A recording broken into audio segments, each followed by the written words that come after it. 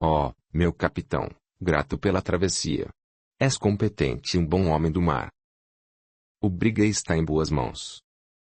Nosso capitão, disse, dirigindo-se à autoridade, retornará quando o açúcar estiver embarcado nos galeões para a Inglaterra.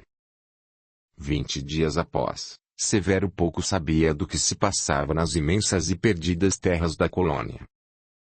Às vezes, pensava em viajar, mas primeiro precisava estar certo de onde ir, com quem e com qual finalidade. Tudo se reduzia a um imenso vazio. Então, inesperadamente, desapareceu o vácuo existencial. O senhor intendente procurou o governante daquelas terras, informando: estou de partida para o sertão, mas para dentro e para o norte, pois meus informantes trouxeram-me rumores estranhos. 1. Pois é. Alguns contrabandistas chegaram doentes, vindos de lá, e ao serem socorridos, antes de morrerem, contaram que o ouro brotou do chão. Em seus pertences, foram encontradas pepitas de ouro. Estou indo às terras onde as encontraram. Vossa Excelência não quer ir com a comitiva? Rumores são suficientes para levar Vossa Excelência. Dizes bem, contudo, além dos rumores, há mais. O fato é que há 4 anos dei de armação a um espanhol ordens e meios para ir para lá, e agora recebi o recado dele, vindo por um mensageiro de Taubaté, de que realmente algum ouro foi encontrado.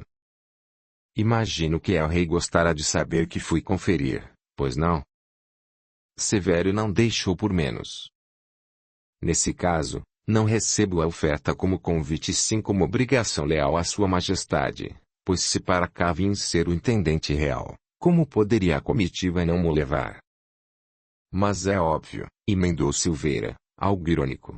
Vossa Excelência será o olho do nosso rei e eu serei os braços de Sua Majestade. De que vale um sem o outro? Inquiriu Severo, irritado. Partiram 2 dias após, rumo ao sertão, fortemente escoltados, em busca de algo que há cerca de 2 séculos, do lado de lá do Oceano Atlântico, o reino português, agora em dificuldades financeiras, vinha aguardando. O tesouro real, literalmente, sonhava com um milagre que caísse do céu, aliviando-o, dando-lhe a alegria dos filhotes de aves são alimentadas pela mãe, ao retornar esta ao ninho, após seus voos de busca. Se para Severo a travessia marítima fora dificultosa, apática, pelo absoluto marasmo, só arranhando quando de tempos em tempos mareou, só agora percebia como aquela caminhada em terra firme era muito mais áspera.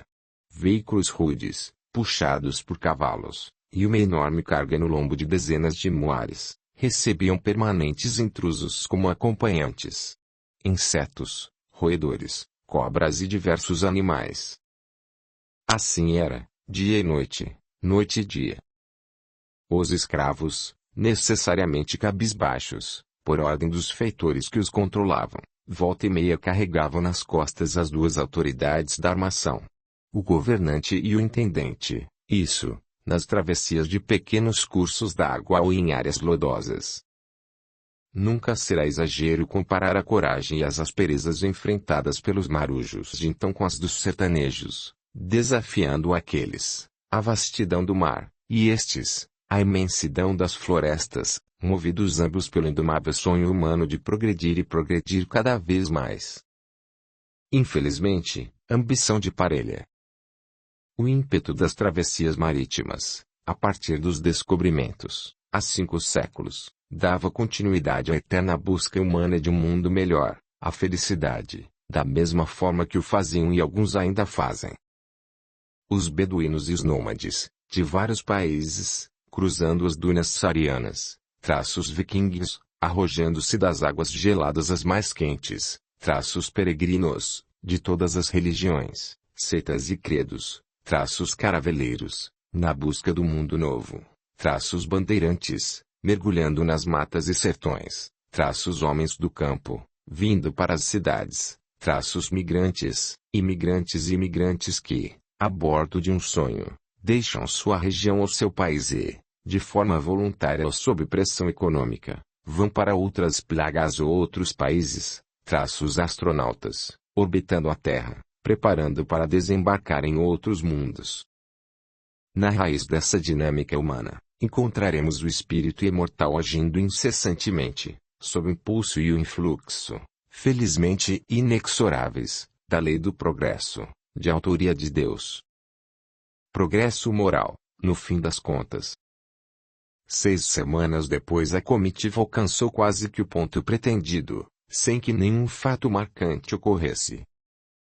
Ali era um pequeno e desconhecido vilarejo, onde acamparam. Os armeiros do governante logo desapropriaram a casa, em nome de El-Rei de Portugal, para usufruto no tempo necessário, onde as autoridades se instalaram. Os donos, voltados para a plantação de alguns grãos, exaustivamente inquiridos, nada disseram que levasse o governante a confirmar as notícias de mineração por aquelas bandas. Ao contrário, estarrecidos ficaram todos, ao saber que poucas semanas atrás, índios ferozes eliminaram uma expedição que os tentara escravizar. Consultando seus mapas, Silveira propôs a Severo que, estando próximos à área de destino, a armação se dividisse em duas e cada metade avançaria em arco, rumo ao ponto final, logo se reencontrando. Tal deslocamento proporcionaria a varredura integral da região, única forma capaz de se certificarem do que de verdade havia. E assim, aceita a sugestão, no dia seguinte, lá foram Silveira e Severo rumo mais para o interior daquelas terras inóspitas, cada um comandando a metade do grupo inicial.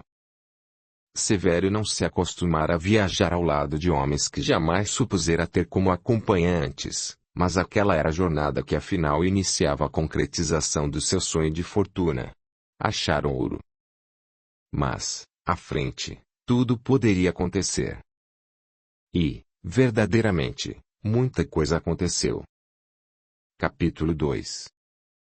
Frente a frente com o ouro.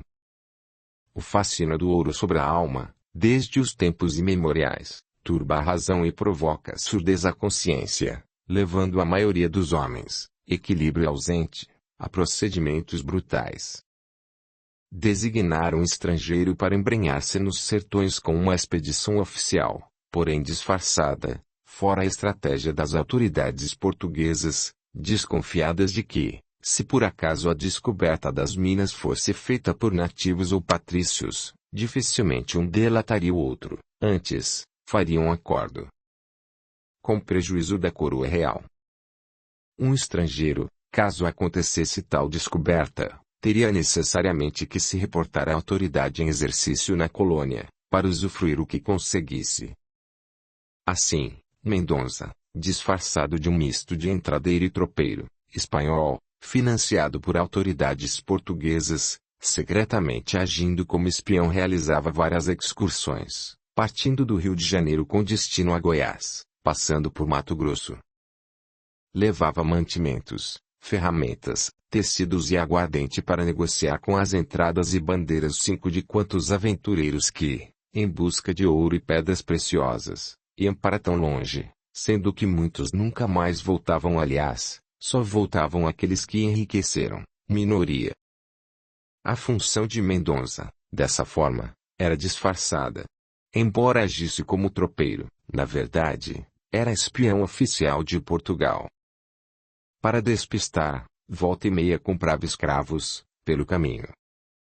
Até então, nada soubera sobre o sonhado descobrimento de ouro e pedras valiosas. Se isso já tivesse acontecido, certamente ele seria um dos primeiros a saber, devido ao contato permanente com quase todas as intrépidas expedições. Em 1694, receberá a missão de comandar a armação oficial, que seguiu viagem disfarçada de entradas Santa Virgem. Em 1696, após serem vencidas montanhas e florestas, permeadas de riachos e cachoeiras, a Santa Virgem acampou numa pequena clareira, que conhecia bem. Não só ele. Também ali acampavam algumas vezes aqueles que se dirigiam mais para o norte e que elegeram aquele sítio como o pouso, na ida e na volta. Agora, ali, um fato iria mudar a história da Terra. Sim, porque grande parte do ouro que ali lavrado se destinaria a Portugal e de lá para a Inglaterra, face acordos comerciais entre os dois países, dos quais Portugal era forte devedor. E com o ouro assim amealhado, a Inglaterra o destinaria a financiar a chamada Revolução Industrial. O local.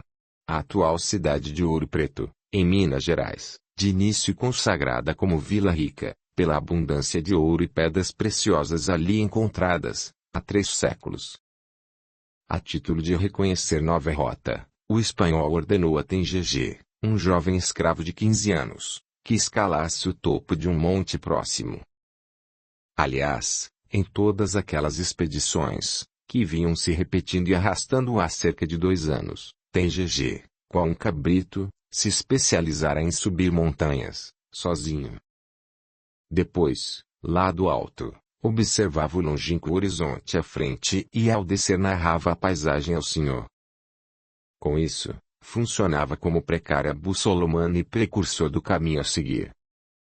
Dessa vez, escalando o monte e chegando ao topo, seus ouvidos, sempre atentos, ante a ameaça de ser atacado por algum animal, captaram a existência de uma queda d'água. Indo conferir, na encosta do monte, oposta à clareira, e de onde vinha o ruído, viu uma nascente semi-encoberta por árvores. As águas desciam mansamente. Árvores frondosas umas, baixas outras, mas quase todas com galhos emaranhados em vegetação de cipoal, como que abraçavam aquele curso d'água, mais que isso. Eram-lhe singular manta. Tal simbiose, só os milênios poderiam decifrar quando tiver início. Certo que árvores e águas se renovavam, mas a paisagem, essa só Deus mesmo sabe quando e como se formou. E por quê? Desceu com cuidado ao lado das águas que despencavam mansamente e caminhou, agora dentro do curso delas que se seguia, que mal lhe cobriam os pés.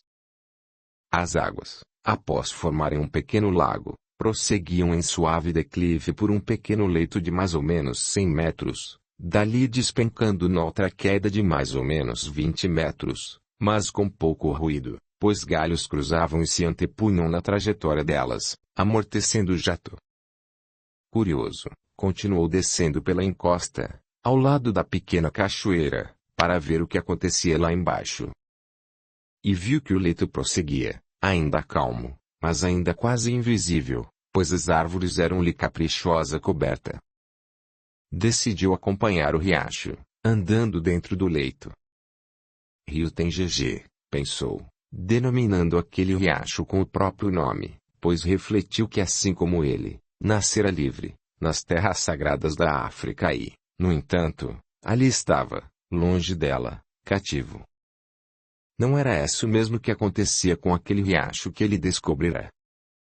Não nascia lá no alto, onde tinha pequena vida e logo era abocanhado pelo lago, que a seguir levava suas águas para longe da nascente.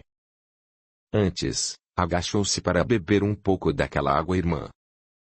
Por um desses fortuitos caprichos do destino, a que nos utilizamos da linguagem poética, não a correta, espírita, que sabe não haver o acaso, um raio do sol aproveitou a traquinagem do vento e no momento que o jovem se curvou para beber água, aquele cobertor vegetal se abriu numa fresta, deixando que a luz solar incidisse diretamente à frente do seu rosto.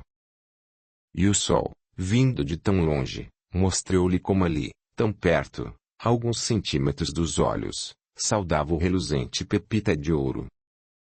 Saudação que durou menos que um segundo, pois logo o vento foi embora e o galho retornou à posição de calma.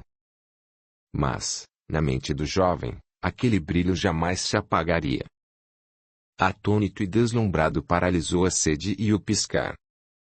Quase sofrendo por invadir o reino das águas, ao qual devotava idolatrado respeito, Tenggegê, o jovem escravo, pousou a mão sobre a suave correnteza, mantendo-a segundos suspensa. Fez uma brevíssima oração. A seguir, com insuspeitada delicadeza, catou a pepita. Só um pedacinho brilhava, pois o resto estava envolvido por uma lama preta, solidificada. Raspou a lama e viu-a brilhar por inteiro. Mais atônito ficou ao verificar que debaixo daquela, e ao lado, existiam outras. Muitas mais. Disfarçadas, pois todas tinham uma camada de um lodo preto, envolvendo-as. Aquela que brilhou, só num pedacinho, e somente ela, foi como se a chave de um cofre fosse entregue ao escravo. Ia passando a mão no leito, em gestos lentos e mansos, apanhando as maiores pepitas, lembrando-se de quando se deliciava nas jabuticabeiras. Assim procedia, apanhando os maiores, que eram mais doces, por estarem mais maduras. Deslumbrado com as pepitas, nem por isso deixou de sentir a saudade das suas jabuticabas. Trocaria cada pepita que pudesse pelas jabuticabas. Foi assim que, andando dentro do leito por uns 200 metros, identificou que ele desembocava num riacho maior, que passava lá do outro lado da montanha. Volteou aí pela fumaça e identificou onde estavam o senhor e todos os demais componentes da entrada. Voltou ao rio Tengegê e devolveu-lhe as pepitas, menos 3. Esgueirando-se, despistando de onde vinha, dando a impressão de que da mesma direção da ida, voltou ao acampamento. Narrou ao senhor que a paisagem que se avistava do topo era a mesma que a dali. À noite, com a cumplicidade da escuridão, retirou as pepitas do bolso e entregou-as a Zanjiji, o mais velho dos escravos, por isso mesmo acatado e tido como seu líder moral. Até mesmo o dono da entrada respeitava essa liderança, pois não poucas vezes a ela recorria para resolver crises ou aplacar eventuais movimentos revoltosos dos escravos. Tengegê, em sussurros, contou a Zanjiji como a rainha das águas lhe mostrara o ouro. Minhas jabuticabas, brincou. Zanjiji demonstrou terrível preocupação. Multiplicadas rugas assomaram-lhe a fronte. O olhar, mesmo no escuro, ao invés de brilhar ante o ouro, ficou embaçado. Tengegê não esperava essa reação. Assustou-se. Apenas com um olhar de espanto perguntou-lhe o porquê daquela atitude. Meu filho, salve-nos o Lorum, o Criador dos mundos. Os escravos daquela entrada eram oriundos do reino dos Yorubás, lendariamente vindos do delta do rio Níger, estabelecendo-se, na época da Idade Média, no Golfo da Guiné, numa região onde hoje se situa a Nigéria.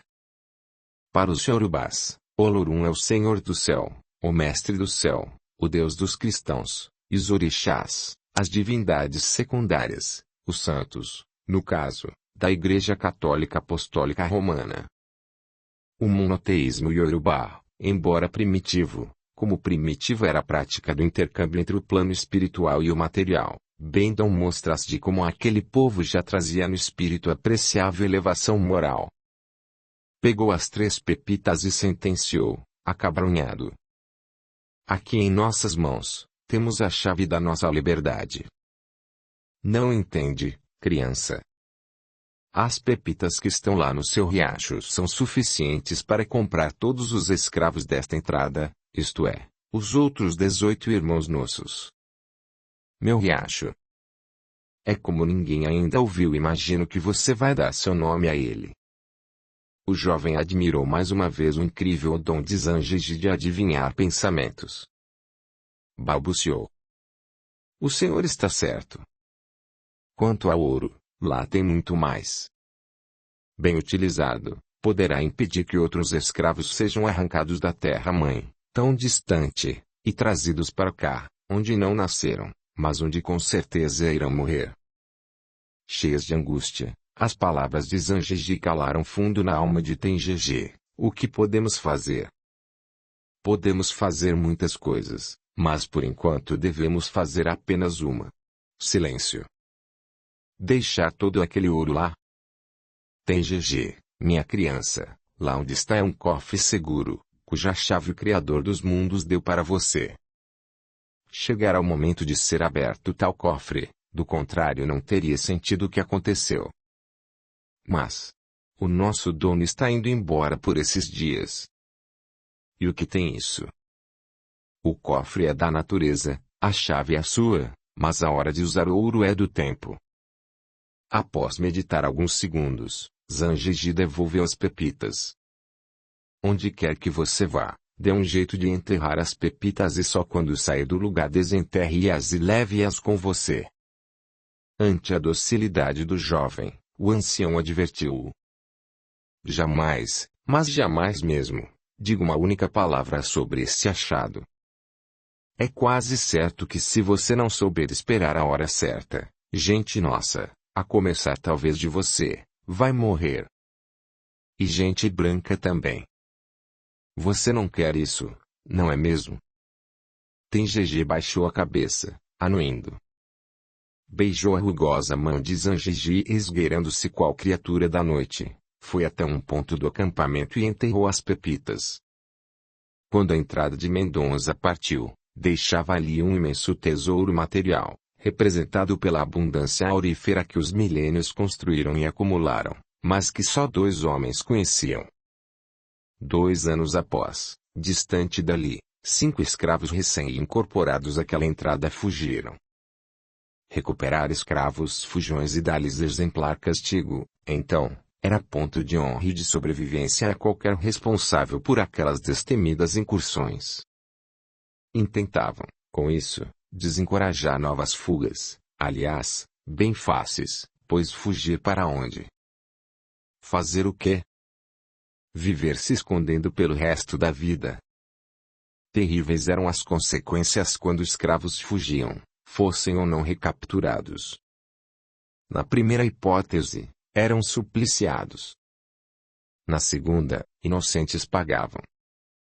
Após dias e dias de buscas infrutíferas, Mendonça decidiu suspendê-las, eis que oneravam mais do que a compra de outros, em reposição. Mas, como de costume, 5 outros escravos seriam exemplarmente castigados, até a morte, para servir de lição aos demais. Por motivos econômicos, era praxe que nessas ocasiões fossem descartados os escravos mais velhos, ou doentes, pois eram os que menos forças tinham para o trabalho, e por isso mesmo, pouco valiam. Foram dadas 48 horas para que os fugitivos retornassem. Mendonça esperava, com esse aviso prévio, que algum escravo conseguisse comunicar-se com os desertores, sensibilizando-os a retornar. Zanjiji encabeçava a lista fatal, da qual 2 mulheres faziam parte. Antes de o sol raiar, no segundo dia, se os fugitivos não retornassem, a infâmia teria curso. Para tanto, os condenados já estavam amarrados em troncos de árvores e bem vigiados. Tengege há 2 dias não conseguia dormir, chorando sem parar, com o sangue afluindo às têmporas, dilatando-lhe as veias da cabeça, fazendo parecer que os olhos iam explodir, eis que a revolta tomara-lhe toda a mente.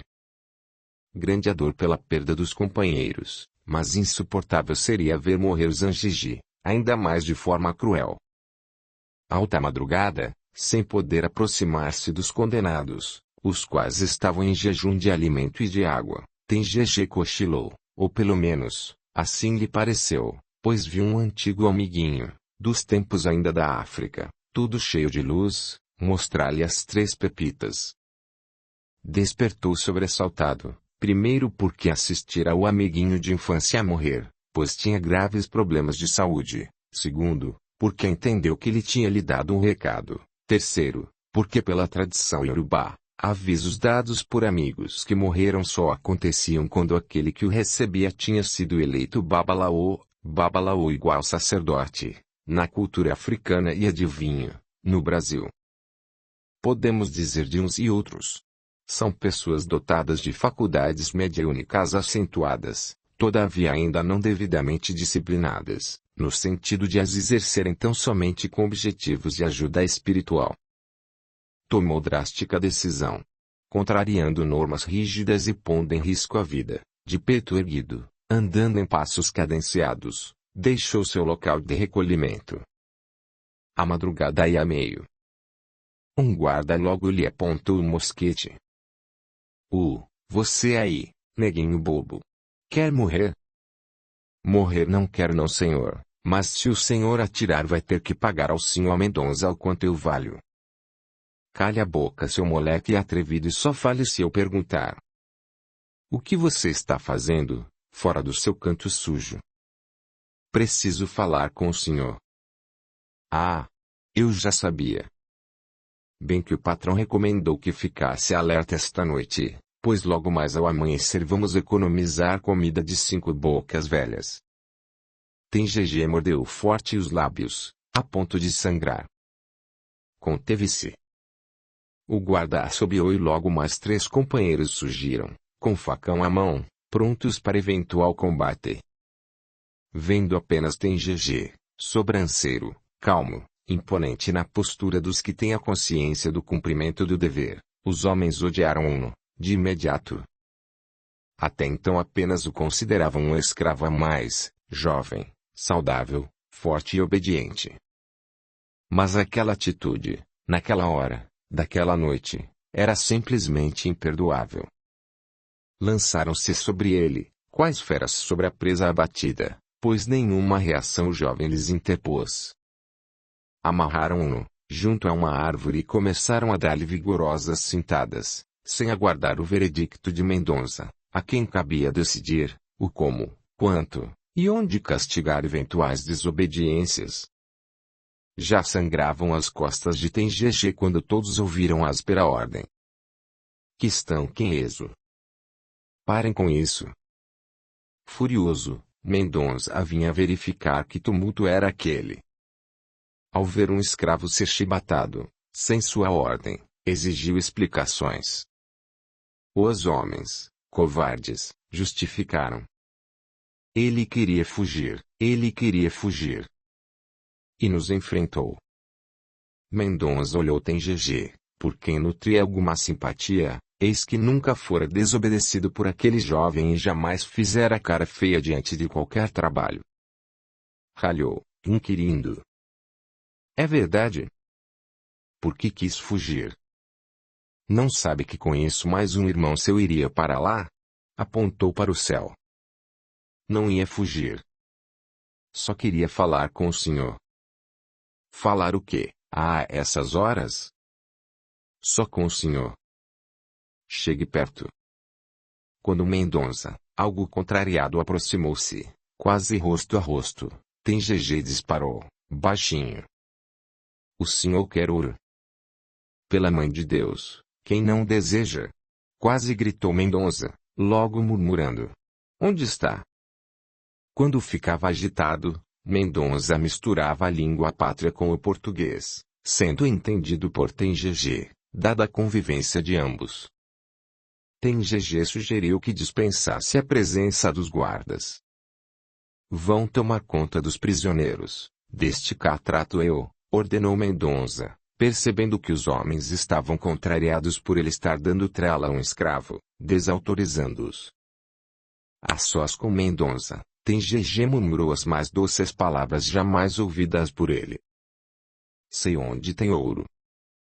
Só que o senhor vai ter que libertar 23 irmãos meus. Os 5 presos e mais 13. Mas 5 com 13 são 18. Tem os 5 que fugiram. Fica feito o pagamento deles. Vejam só. Como é que eu vou poder comprar outros tantos, se soltá-los? Será que você enlouqueceu? Vou contar só para o senhor. Se não tiver cuidado, o senhor, eu, muitos brancos e muitos irmãos meus vão morrer. Posso saber o que é que oferece tanto perigo? Ouro, senhor. Ouro. Muito ouro. Mendonça ordenou que Tem GG falasse mais baixo. E o escravo já estava apenas sussurrando. Os 4 guardas, à distância, observavam a conversa, ou melhor, o cochicho. Para eles, isso representava desrespeito. Perigoso desrespeito. Mendonça captou o clima. Dirigiu-se a eles. Esse neguinho quer me contar onde estão os fujões. Dirigiu-se à sua tenda, apanhou um garrafão de aguardente e ofereceu aos guardas, que se descontraíram, ante a deferência e também porque ao frio da noite bem que lhes apeteceram os bons tragos. Superexcitado, Mendonça aguardou os homens se embriagarem para voltar a falar com Tenjegê, ainda amarrado. Aí, determinou. Você vai me contar agora mesmo essa história do ouro. Se for mentira, amanhã, a essas horas, já não estará vivo, pois daqui a pouco, quando o sol chegar, ao invés de 5, serão 6. Tenjegê, com frieza jamais demonstrada, assumiu o rumo dos fatos, praticamente ordenando. Primeiro, o senhor me solte. Algo receoso, mas como o facão à cintura, que o confortava bastante, o senhor libertou o escravo. Ficou olhando, aguardando. Em passos lentos Tenjegê caminhou em direção a uma goiabeira e com as mãos, sem esforço, cavou o chão e dele retirou as 3 pepitas de ouro. Entregou-as a Mendonça. O espanhol, conhecedor de ouro, com o qual vivia sonhando em interminos pesadelos, alisou as pepitas, mordiscou-as com cautela e logo se extasiou. Donde? Encontrou esses amores, essas pepitas? Onde? Você achou esses amores, essas pepitas? Com as pepitas na palma da mão, fechou-a e apertou-a de encontro ao coração. Calmo, Tenjegê aguçou-lhe. Onde elas estão tem muito mais. Onde? Mendonça agarrou o jovem e sacudiu-o. Aí, suas mãos ficaram encharcadas de sangue, proveniente dos ferimentos das cintadas. Como que se desculpando, colocou a mão esquerda na face do jovem e implorou. Pela Madre de Deus, diga-me onde está esse tesouro. 23 irmãos, sentenciou Tenjegê, ordenando, impassível. 23 irmãos livres, anuiu Mendonça, obedecendo, aflito. A seguir, o patrão inquiriu, reassumindo a posição de mando. Você já contou para algum companheiro seu? Não, mentiu Tenjegê, para preservar Zangige, logo aduzindo. Só eu sei onde tem mais. Muito mais. Os 5 do coxos serão soltos amanhã, isto é, logo mais, depois que eu despedir os guardas, pois que se tornaram inconvenientes. Vá para seu lugar e não saia até eu ordenar. E fique calado. Coxo igual tronco de árvore cavado, para servir alimento aos animais. Na época da escravidão, tinha furos pelos quais escravos fujões recapturados ficavam presos pelos pés, sendo obrigados a ficar sentados ou deitados, recebendo açoitadas, como castigo. Dessa forma, logo que amanheceu Mendonça acertou contas com os homens da guarda dos prisioneiros, que semi-embriagados, não opuseram nenhuma resistência. Cada um recebeu um cavalo, mantimento para uma semana e algum dinheiro e a justificativa da dispensa. Vocês tomaram a iniciativa de açoitar um escravo meu, sem me consultar e isso não posso admitir. Vão embora e não me apareçam jamais. 2 horas após o sol raiar, os 5 condenados foram soltos, sem explicações. Os demais componentes da entrada não entenderam muito bem a atitude de Mendonça, mas não o questionaram, sabendo muito bem que se o fizessem ficariam expostos. Audiolivro realizado pelo canal Surya Chand Audiobook. Dizendo que ia caçar, Mendonça apanhou o mosquete e determinou aos empregados que não abandonassem o acampamento, pois logo retornaria. Cumprindo ordens dele, Tenjegê esperava-o, a cerca de 200 metros. Exibiu-lhe as 3 pepitas e exigiu. Agora vamos conversar direitinho. Onde estão as irmãs destas aqui? Num cofre que só eu tenho a chave. Não me venha com graçolas. Minha paciência é curta. Vou perguntar outra vez. Onde? O espanhol acariciou a coronha do mosquete. Quero fazer um trato com o senhor. Trato? Desde quando escravos fazem trato com seus donos? Desde quando tem ouro? Olhe aqui, moleque. Você é meu, e o que você achar passa também a ser meu. Não abro mão dessa lei. Já estou me arrependendo de estar aqui conversando, pois não há condições de eu descer nem você de subir, pois um abismo é a distância que nos separa. Senhor Mendonça, o senhor quer o ouro e eu só quero a liberdade, minha e dos outros irmãos meus. 23, rapazinho. Os 23. Lembra-se do acordo? Então o senhor aceitou meu trato. Respondeu Mendonça, caindo na armadilha, mas logo se corrigindo. Ainda não vi o ouro dos 22. Como assim? Não dei as 3 pepitas de amostra. Já. Com elas, só vou alforriar você, depois de ver o tanto de ouro que existe, sei lá onde. A cada lote de 50 pepitas, iguais a estas, em minhas mãos, um escravo vai ficando livre. Lembrando-se do rio Tengegê, o jovem escravo sorriu. As pepitas que dormiam lá, logo as acordaria do sonho milenar. E esse acordar representaria para ele e seus companheiros o fim do pesadelo da escravidão, iniciando para todos o sonho da liberdade. Mendonça tirou do devaneio. Sei todas as trilhas que percorremos e naturalmente foi em alguma delas que você encontrou o ouro. Posso refazer o caminho de volta, para e passo, até achar o tesouro. Mas como não quero perder tempo, estou dando a concessão a você de ouvi-lo. Por falar nisso, já fui longe demais. Você tem 1 minuto para me contar onde está o ouro, do contrário vamos retornar ao acampamento e aí eu sei um jeito fácil de convencê-lo a me dizer a verdade. Tengegê sabia o que me aguardava, ou melhor, o que representava a ameaça, não só para ele, mas para os demais escravos. Açoite, até a morte, um por um, até ele obedecer e contar onde existia ouro. Sim, senhor, vou contar. Pelas minhas contas, foi há mais ou menos 2 anos atrás. Mas, onde? Onde? Em que acampamento? Longe daqui. É um pouco longe, uns 10 ou 15 dias. Vou levar o senhor. É melhor o senhor ver como lá o chão está coalhado de ouro. Os olhos de Mendonça rebrilharam. A cobiça atiçou-lhe a alma, tirando-lhe o raciocínio. Determinou. Vamos partir hoje mesmo. Quero todo mundo a caminho.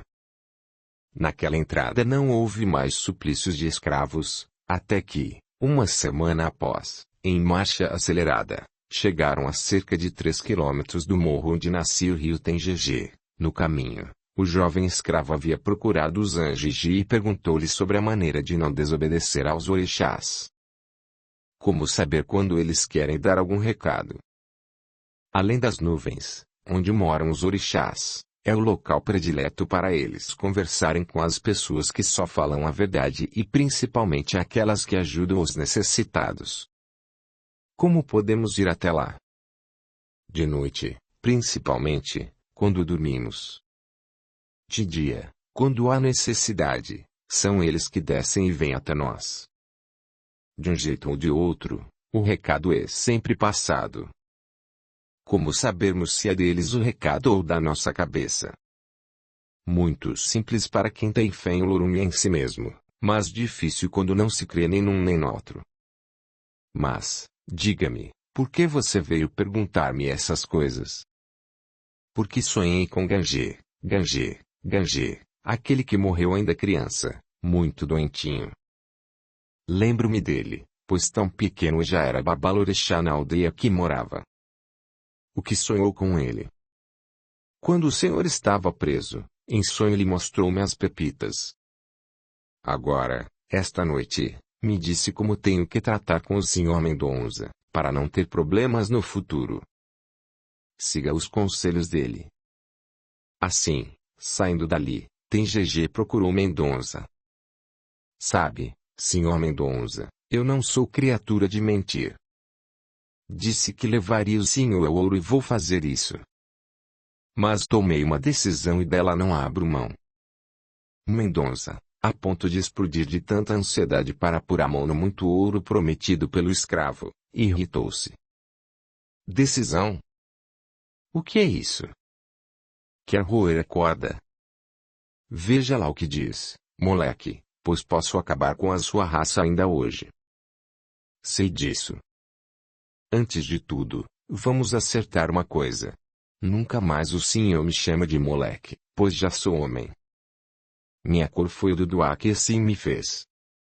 O senhor já parou para pensar por que é que fui eu que achei ouro? Zangiji me disse que os orixás protegem aqueles que falam a verdade e ajudam os seus irmãos. E foi para mim que os orixás deram a chave do ouro e não para o senhor, que não sei por quê, não tem cor nenhuma. Mas o que é isso? Como não tenho cor nenhuma? Então você não sabe que sou branco, isto é, que o mundo é dos brancos. Não sei, não senhor. Por que então os orixás? Pare com essa conversa de orixás.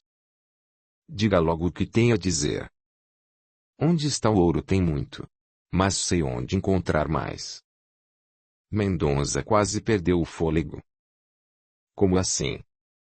Sabe de outros lugares? É o seguinte. Os orixás me contaram como é que o Lorum fez o mundo e onde escondeu o ouro, para só doar a quem quisesse. Por enquanto, para mim e para meus irmãos. Tengege acreditava nessa versão, dita a ele por Zangiji. Na verdade, exímio lavrador, Zangiji observara que naquelas montanhas várias vezes os riachos mudavam de curso, pelos desbarrancamentos provocados por chuvas fortes. Deduziu que disso resultava, ao longo dos milênios, serem descobertas das montanhas e rolarem, incontável número de pepitas, pois onde há uma, há outras. E outras. Que deviam estar espalhadas em cada um daqueles vários leitos, os quais logo se recobriam de terra, por novas enxurradas. Assim, achar o ouro era apenas uma questão de descobrir pequenos leitos abandonados pelas águas, mas cheios de pepitas encobertas pela terra. Mendonça aguardou o desfecho do diálogo. Que veio. Quero que o senhor dê carta de alforria para todos meus companheiros e essas cartas vão ficar comigo, escondidas, para não despertar suspeitas. Isso porque nós vamos catar todo o ouro que prometi, para pagar nossa liberdade, mas vamos catar um pouco mais, para levar. Quando a nossa parte for suficiente, voltaremos para a África, levando algum ouro que nos garanta a liberdade para sempre. O ouro que ainda ficar, o senhor é que sabe o que fazer com ele. Após uma pausa, Tengege propôs. Tem uma coisa. Vamos trabalhar sob as ordens do senhor, com o respeito de sempre, mas nada de açoite, nada de comida ruim, nada de vender ou abandonar os mais velhos. Como muita gente cobiçosa passa por aqui, isso será muito perigoso se não for feito com cuidado. O senhor instala um posto de venda de artigos de necessidade um pouco distante da região onde está o ouro e nós vamos fazer uma lavoura lá, de milho, mandioca e cana. A garimpagem do ouro será feita juntamente com as colheitas.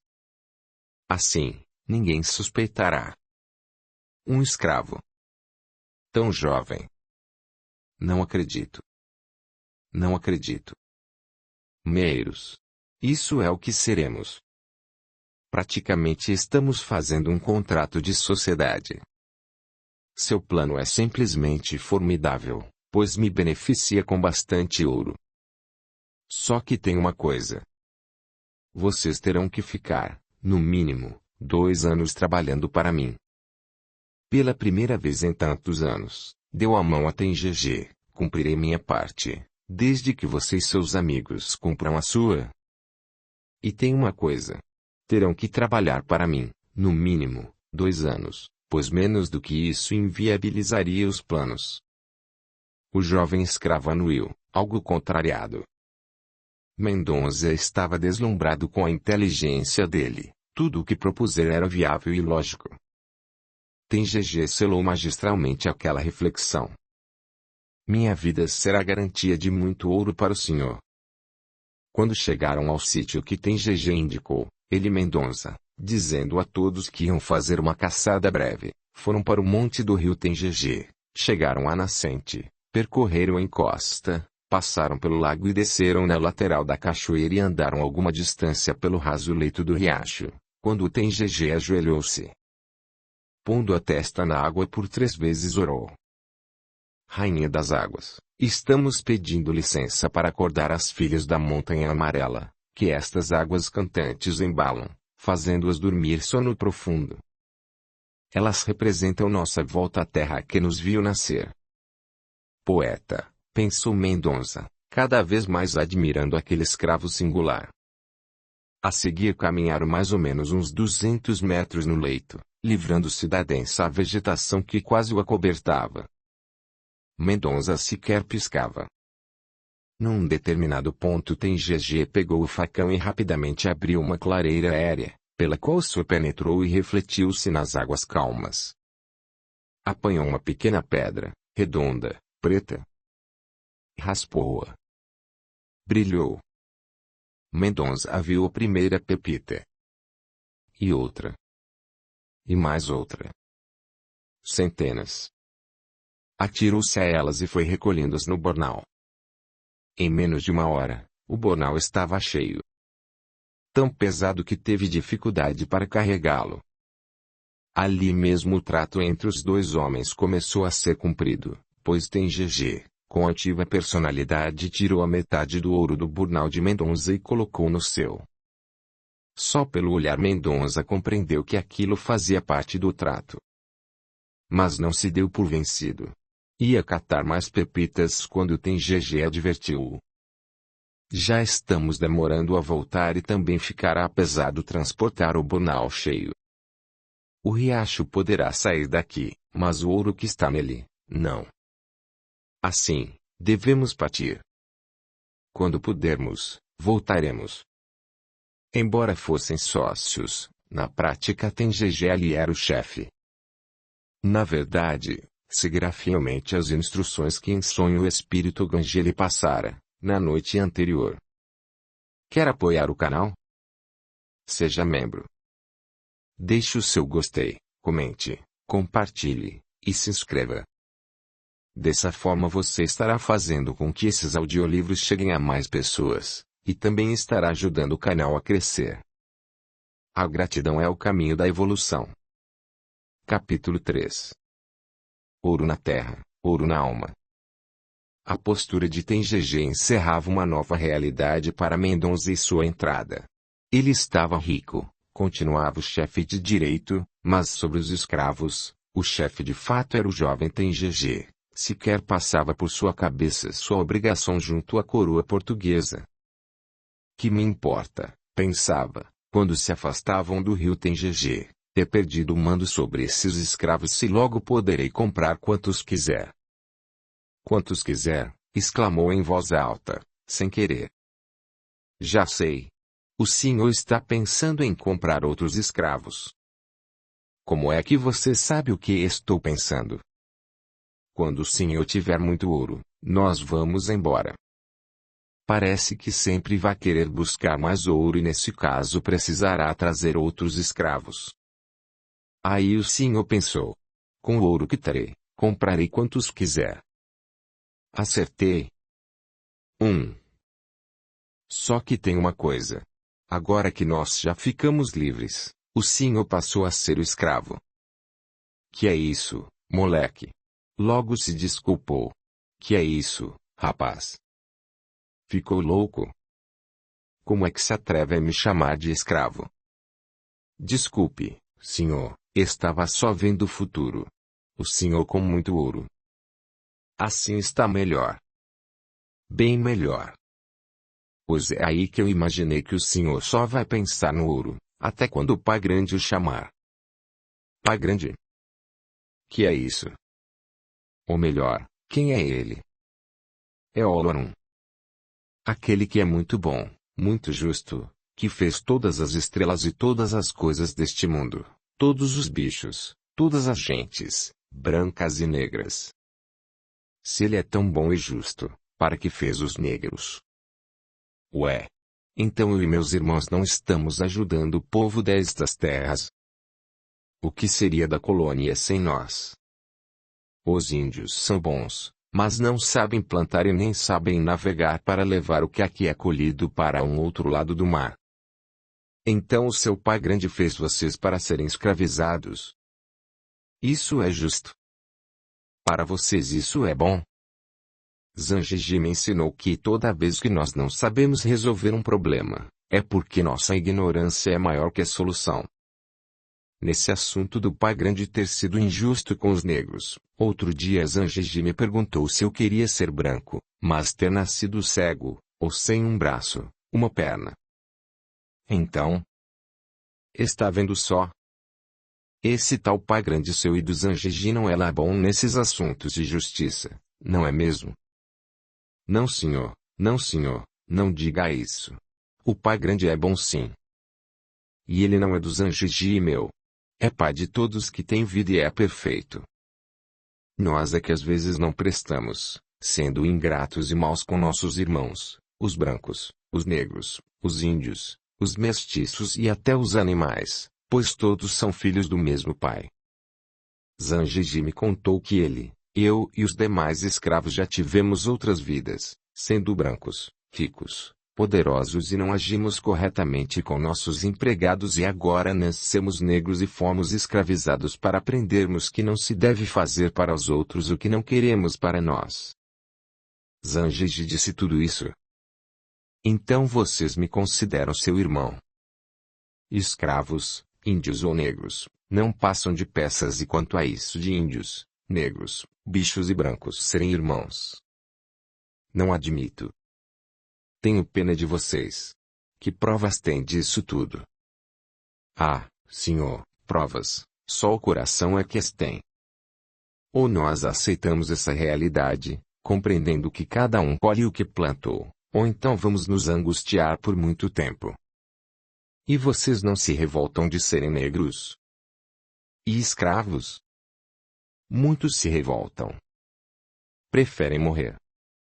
A história registra mesmo que muitos escravos, sabedores do destino cruel que os aguardava nas terras do lado de lá do mar, preferiam o suicídio. Quanto a mim, prosseguiu, e muitos dos meus companheiros, vamos buscando forças no coração para viver da melhor maneira, no lugar que o Pai Grande nos manda. Uma coisa ajuda.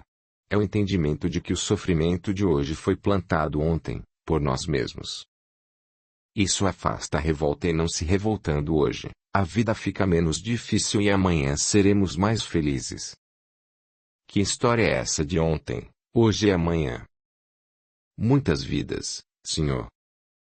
Estou me referindo a outras vidas, antes dessa, a atual e as outras que viveremos. Depois do que o Zhang contou para nós, passamos a ter um alívio para as dores. Todas as dores, as do açoite, mas principalmente as do coração. Tem GG, destemido, mas leal, não perdeu a oportunidade. Aconselho o senhor a tratar bem seus empregados e seus escravos, pois numa outra vida, futura, poderá também ser escravo. Aguardava a repreensão, pois estava admoestando seu senhor. Com espanto, viu olhar para o céu e fixar olhar numa nuvem, assim permanecendo por demorados instantes, mudo. Voltou das reflexões, olhos brilhando intensamente e arguiu. Zhang falou-lhe de brancos cegos e você fala-me de dor em vidas futuras. Diga-me. O que pode ajudar o coração de um pai e de uma mãe a não sofrer vendo uma filha nascer com o corpo torto, quase não ouvir, não falar, com a ideia totalmente destrambelhada? E o que pode aliviar esses pais ao verem essa filha crescer e entortar o corpo ainda mais, enchendo-se de feridas e de dor? Quem sofre mais? Os pais ou a filha? E se é o pai grande o responsável por isso, como considerá-lo bom e justo? Como? E somos brancos. Aos gritos e com as mãos crispadas erguidas aos céus, a angústia daquele homem exteriorizava o que lhe ia na alma, ali explodindo sem freios. Soluçava o calejado senhor, homem firme no trato com iguais, enérgico com seus empregados e duro com os escravos. Presa de violenta emoção abaixou as mãos, fechou-as e abriu-as junto aos olhos, como que querendo empurrar para trás as lágrimas que por isso esparziam-se-lhe nas faces, agindo seus dedos como os galhos que aparavam as águas da cachoeirinha do rio Tengegê. Tengegê, alma boa e sensível, vendo pela primeira vez o homem branco chorar, emocionou-se também. Solidário àquele que o escravizara, numa demonstração de grandeza da alma, abaixou-se junto ao Senhor e colocou a destra na fronte dele, num gesto de amparo. Disse: Olorum, o Pai grande, vê sua dor. Se o Senhor pedir de coração, ele lhe dará as respostas para sua dor. Mendonça, em nível máximo de emoção, captou a essência do gesto fraternal daquele escravo e compreendeu, sob forte impacto psíquico, que até mesmo escravos têm sentimentos. Ergueu os olhos, confortado e com inaudita surpresa, mal acreditou no que via. O jovem negro também chorava. Lágrimas solidárias ao sofrimento que era só dele, ou melhor, da esposa e da filha. Tomou a mão do jovem e beijou-a, quebrando na alma todos os muros da irracional fronteira social que separa os homens, pela cor, pelas crenças, pelas posses. Na imensidão daquele cenário até se poderia dizer que não houve testemunha para tão grandioso instante de dois seres humanos, tão dispares em cultura e condições de vida. Lê do engano. Vendos, havia céu, ar, nuvens, ventos, aves em voo, milhares de flores recebendo beijos de milhares de insetos. E águas tranquilas. Invisíveis testemunhas. Espíritos bons, atraídos pelas vibrações do momento mágico, que só o amor fraternal produz. Vida, pujante vida. Mendonça lembrou-se de algo, distantemente aprendido.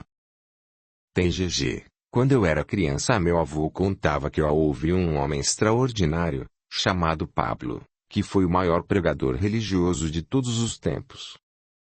Certo dia, tendo eu feito uma traquinagem, às ocultas, vovô advertiu-me dizendo que aquele pregador cristão ensinou que nós vivemos cercados por uma nuvem de testemunhas, invisíveis, de onde tudo o que fazemos é visto lá em cima, no céu. Será que tem algumas dessas nuvens nos vendo agora? O que é cristão? Quem segue o mandamento de Jesus Cristo, Salvador do mundo, que foi crucificado por ser bom, há mais de 1600 anos. O que seu avô ensinou de um jeito, Zangiji ensinou-me de outro. Disse que o Pai Grande é tão bom que às vezes deixa a alma dos que já morreram visitar os vivos, vê-los, ficar junto algum tempo e até conversar, ou pelos sonhos ou pedindo emprestada a garganta de um deles, que tenha nascido com essa faculdade, para poder falar. Você está me dizendo que os mortos falam com alguém, pela garganta de alguém vivo, que conheça esse mecanismo. Então não sabe que o Santo Ofício proíbe isso, que é coisa do demônio. Que é pecado dos mais graves. Quem faz isso e quem gosta dessas coisas só merece mesmo ser queimado. Só se for na terra do Senhor, porque lá de onde vim uma ou outra vez as pessoas se reúnem e com muito respeito alguma alma vem dar conselhos. Outras vezes, vem algum escravo que morreu matado por ordem do senhor dele, ou então que se matou para evitar a escravidão. Vem com muita revolta, muita dor, fome e frio, mas esses recebem carinho e bons conselhos. Espere um pouco. Como é que escravo morto tem dor, fome e frio? Isso é loucura. Não é não, senhor. É que a vida continua lá em cima e do jeito que a gente morre, a alma continua vivendo. Do mesmo jeitinho. Não pode ser. Não acredito. Bem, está fazendo falta um padre para ensinar a verdade para vocês todos. Negros não têm alma. Vou contar uma coisa para o senhor e depois me diga se é loucura o que aconteceu aqui, há poucos minutos. Lá na minha terra, quando eu era criança, ou melhor, numa noite, eu fui espiar uma reunião dessas, que o Zangiji, sendo Babalaô, comandava e que meu pai e minha mãe participavam, pois além de vizinhos dele, sabiam como lidar com as almas. Ele emprestava a garganta para as almas falarem. Às vezes vinham almas boas, outras vezes era um tumulto danado, pois algum escravo morto e que tinha sido levado pelos brancos xingava todo mundo, dizendo que ali eram todos covardes, que não o ajudaram, já que ele preferira jogar-se no mar e ser comido pelos peixes grandes do que perder a liberdade. Mendonça arrepiou-se. Santo Ofício. Nome pelo qual a Inquisição passou a ser conhecida, a partir do século XV, principalmente em Roma, mas também na Espanha.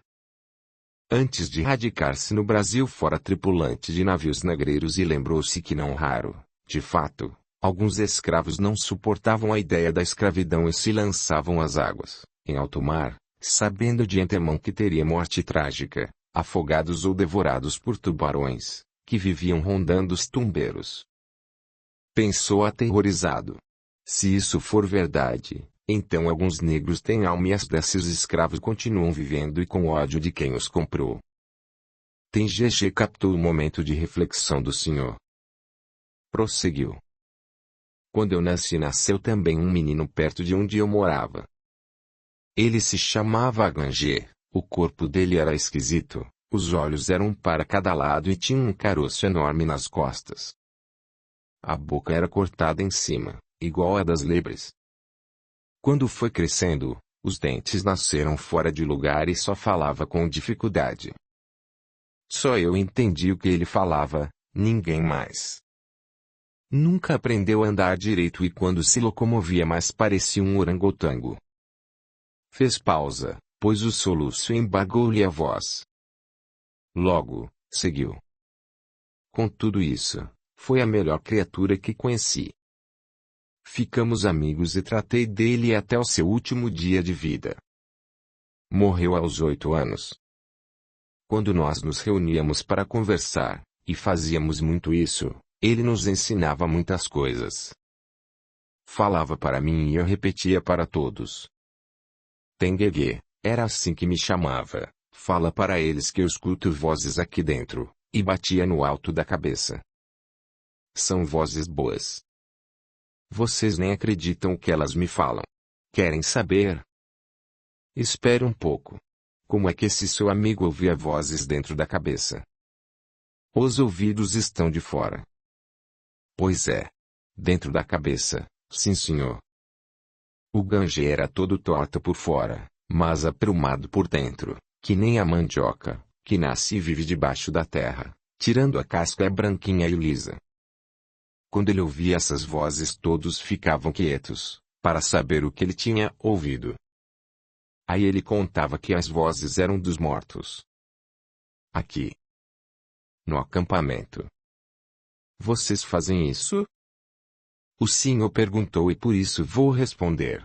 De longe em longe os anjos empresta a boca dele para o Ganger, mas eu já não falei que a Santa Madre Igreja proíbe isso. E que o Santo Ofício castiga quem a desobedece. Na minha terra não tem Santa Madre Igreja nem Santo Ofício, só tem as pessoas com as quais o Olorum manda algum orixá conversar. Nós não pedimos para vir para a colônia, por isso quando estamos trabalhando, a terra é do Senhor, mas quando vamos dormir, lá no armazém 14 a terra é nossa. Você ainda não me contou o que as vozes diziam ao tal Ganger e você repetia para os demais. Falavam para ele que no céu tem 2 lugares onde ficam os mortos. Um para as pessoas que foram boas, e outro, onde há muita tristeza, muito sofrimento, para as que foram más. E que nesse último lugar a maioria de brancos, embora tenha também alguns índios e negros. Sei bem disso. O paraíso e o inferno. Louvado seja Deus e me livre do fogo eterno. Nesse ponto do diálogo o escravo, inesperadamente, apresentou uma forte contorção do pescoço, fazendo com que caísse o bornal com a preciosa carga, esparramando as pepitas pelo chão. TGG desprezou as pepitas, nem sequer fazendo menção de catá-las. Levou as mãos à cabeça, tapou os ouvidos e com os olhos fechados murmurou palavras algo arrastadas. Sua filha. Dirigia-se a Mendonça que, por intuição, sentiu-se presa de intenso pavor. Ficou paralisado. Os olhos de TGG abriram-se e estavam vidrados, demonstrando um esquisito transe. O espanhol, ao vê-lo de olhos abertos, criou coragem e interrogou. Minha filha. O Pai Grande, que é Pai do seu Jesus, dos nossos orixás, de todos os homens, mulheres e crianças do mundo, é muito bom. E se a menina está colhendo sementes amargas, foi ela que plantou. Também plantei sementes dessas e tive a bênção de só eu colher os maus frutos. Menina. Balbuciou Mendonça. Que menina? Seria. Sim, estou falando de Consuelo. Não conseguiu terminar. Mendonça caiu, em súbito torpor, impedido de manter-se de pé, assentou-se e começou a suar. Jamais dissera a quem quer que fosse, ainda mais a escravos, o nome de sua filha. E agora, tem GG pronunciar-o. A emoção foi muito forte. E da vida, senhor? A vida é como os tempos do sol e da lua, vêm e vão, repetindo sem cessar os dias e as noites, o calor e o frio, as flores e os frutos. Quando que o mundo ficou sem flores e árvores? O senhor ainda não reparou que no céu nunca faltam aves? E que elas nascem, voam, morrem e logo nascem de novo. E os animais? Quando é que o mundo ficou sem os bichos, principalmente os peixes, que alimentam brancos e negros? E os cavalos, os bois, que a vida inteira trabalham de graça para o homem? Também eles nascem, vivem, trabalham e depois morrem? Se o Pai Grande faz tudo isso pelos bichos, por que não faria o mesmo com as criaturas humanas?